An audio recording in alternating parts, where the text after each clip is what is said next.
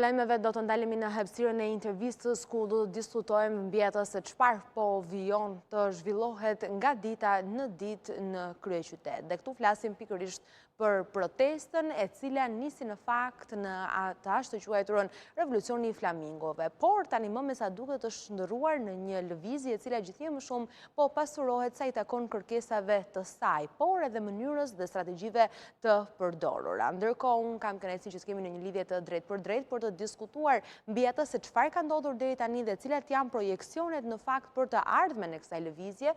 Kam kënaqësinë të kemi në lidhje të drejtë për drejtë gazetarin Genc Çobani. Shumë faleminderit që na jeni bashkuar. Faleminderit dhe juve për ftesë.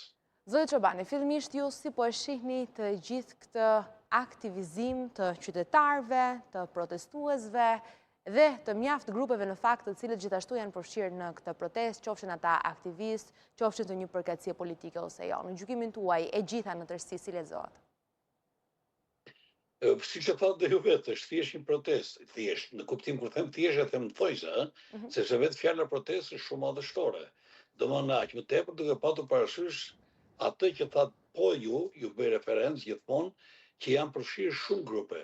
Po për mua më rëndësishme është ajo që është quajtur grupi i votuesve gri, që ne kemi përmendur shpesh, me sa duket nuk janë thjesht votues të partive, sepse po të ishin ata do të ishin një protestë shumë më e butë ose edhe më egër në kuptimin siç kemi mësuar të shohim, domethënë me ato aktet e tjera që nuk po i hym tash.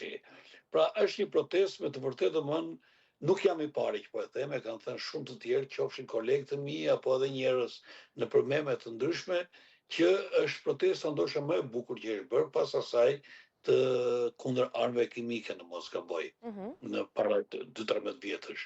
Domethënë, është me të vërtetë një protestë e cila ka dhënë shumë leksione deri